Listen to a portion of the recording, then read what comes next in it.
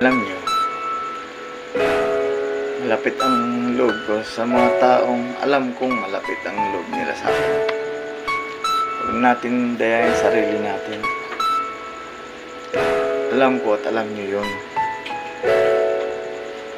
Na kapag ang isang tao ay malapit ang loob sa inyo, talagang magaan ang kalooban.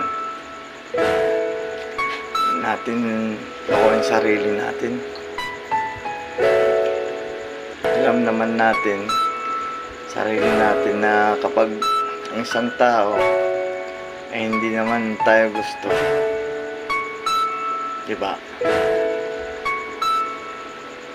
Natin lokohin sarili natin.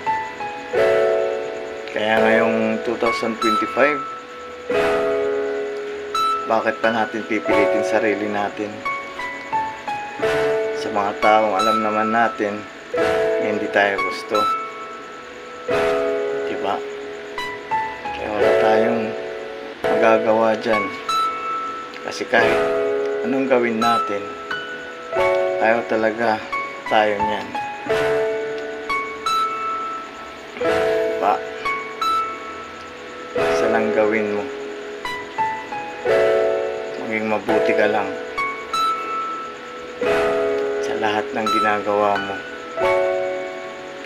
Sigurado akong yung blessings, lahat ng blessings, deserve mo yan dahil mabuti ka.